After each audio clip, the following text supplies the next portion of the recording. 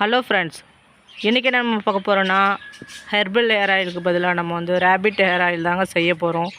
அதுக்கு தேவையான பொருட்களை பார்த்துடலாம். கோகோனட் ஆயில், செம்பருத்தி பூ, ரோஸ், கருவேப்பிலை, நெல்லிக்காய், ஆவாரம்பூ, மருதாணி, நிறைய இன்க்ரீடியன்ட்ஸ் இருக்குங்க. நெக்ஸ்ட்டு பார்த்திங்கனாக்கா வெந்தயம், கருஞ்சீரகம், அதுக்கப்புறம் பார்த்திங்கன்னா அவுரி இலைக்கு பதிலாக நம்ம அவுரி பொடி சேர்த்துக்கிறோங்க. அதுக்கப்புறம் பார்த்திங்கனாக்கா இது வந்துட்டு வேம்பாலம்பட்டை, வெற்றிவேர், கத்தாழை, பொடுதலை, குப்பைமேனி, கருந்துளசி, அப்புறம் செம்பருத்தி இலை, வெள்ளை கரிசலாங்கண்ணி, ஆமணக்கு எண்ணெய், நல்லெண்ணெய். ஒரு பாத்திரத்தில் நம்ம வந்துட்டு சுத்தமான கோகோனட் ஆயிலை சேர்த்துட்டு இது கூட நம்ம ஊற்றிக்கிட்டாச்சுங்க. இது கூட பார்த்திங்கனாக்கா நம்ம வந்துட்டு ஆமணக்கு எண்ணெயும் சேர்க்க போகிறோம், நல்லெண்ணெயும் சேர்க்க போகிறோம். நல்லெண்ணெய் சேர்த்துட்டு கொஞ்சம் லைட்டாக கொதி வரட்டுங்க.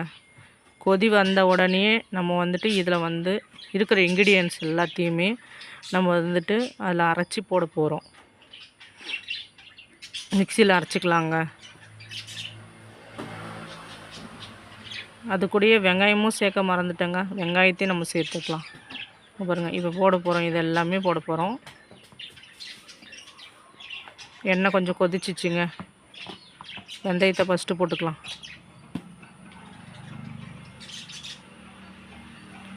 கருஞ்சீரகமும் போட்டுக்கலாங்க. லைட்டாக இப்போ தாங்க கொதி வருது பாருங்கள். அதில் பாருங்கள் எப்படி கருஞ்சீரகம்லாம் இருக்குது பாருங்கள். நம்ம மிக்சியில் அரைச்சோம் இல்லைங்களா, நெல்லிக்காய் இதெல்லாம், அது கூட சின்ன வெங்காயம் சேர்த்து அரைச்சி நம்ம வந்து கொதிக்கிறதுல போட போகிறோங்க. கொதிக்கிறதுல போட்டாச்சு. நம்ம வந்து கருவேப்பிலை, மருதாணிலாம் கொஞ்சம் கொஞ்சம் அரைச்சி வச்சோம் இல்லைங்களா, செம்பருத்தி இலைலாம் அதெல்லாம் கூட சேர்த்துக்கிட்டாச்சுங்க. அரைச்சி சேர்க்குறப்போ என்னென்னா இதில் இருக்கிற சாறு வந்துட்டு அதிலே இருக்குங்க. இப்போ வந்துட்டு வெள்ளை கரிசலாங்கண்ணியும் சேர்த்துக்கிறோம். இன்க்ரீடியன்ஸும் நம்ம சேர்த்து கொஞ்சம் நல்லா கலக்கி விட்டுக்கலாங்க.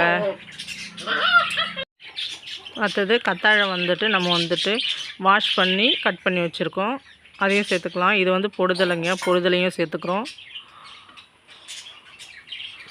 ஏன்னா எல்லாமே நம்ம அரைச்சதால் பொடுதலைன்னு உங்கள்கிட்ட காட்டலைங்க, அதனால் அது பொடுதலை இலையை காட்டுறேங்க. செம்பருத்தி பூலாம் போட்டுக்கலாங்க. இப்போது ஆல்ரெடி கொஞ்சம் அரைச்சி தான் போட்டிருக்கோம். இப்போ வந்து ஃப்ரெஷ்ஷாகவே போடுறோங்க. நம்ம பாருங்கள் எவ்வளோ இருக்குது பாருங்கள். வெற்றிவேறு எல்லாமே கொஞ்சம் போட்டிருக்கேன். இது வந்துட்டு நம்ம வந்து வெற்றிவேறு அப்படியே தாங்க போடணும். கொஞ்சம் கொஞ்சமாக கட் பண்ணி போட முடியல என்னால், அதனால் அப்படியே போட்டிருக்கேன். வேம்பாலம்பட்டையும் போட்டிருக்காங்க.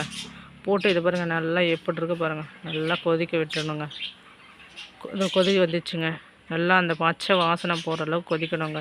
அதுக்கப்புறமா நம்ம என்ன பண்ணணும்னா அது இதோட கொதித்தன்மை அடங்கிட்ட உடனே எடுத்து இறக்கி வச்சிடணுங்க. அது கூட பார்த்திங்கனாக்கா நம்ம இறக்கி ஆற வச்சிட்ட உடனே அது கூட வந்து ரேபிட்டோட பிளட்டோட துணி எடுத்து வச்சுருக்காங்க காய வச்சு. அந்த ரேபிட்டோட பிளட்டு துணியை வந்துட்டு இதில் வந்து போட்டு 4 நாள் 5 நாள் வந்து நம்ம வந்து ஊற வச்சு நம்ம போடணுங்க. இதுதாங்க அந்த துணி. ஏன்னா துணி வேணுன்றவங்களுக்கு துணி போட்டு கொடுக்குறோம், துணி வேணான்றவங்களுக்கு 4-5 நாள் ஊற வச்சு தாங்க போட்டு கொடுக்குறோம் நாங்கள். ரேபிட் ஹேர் ஆயில் வந்துட்டு பாட்டிலாக ஸ்டோர் பண்ணி வச்சுக்கணுங்க. இந்த கலரில் தாங்க இருக்கும். ஏன்னா நம்ம வந்து எல்லாமே அரைச்சி ஊற வைக்கிறதால நமக்கு வந்துட்டு ஹேரும் வந்து பார்த்திங்கனாக்கா பிளாக்காக இருக்கும். எங்கிட்ட வாங்கினா எல்லாருமே நல்ல ரிசல்ட்டு தாங்க கொடுத்துட்ருக்காங்க. உங்களுக்கும் வேணும்னா கமெண்ட் பண்ணுங்கள். பிடிச்சிருந்தா எங்கள் சேனலை சப்ஸ்கிரைப் பண்ணுங்கள்.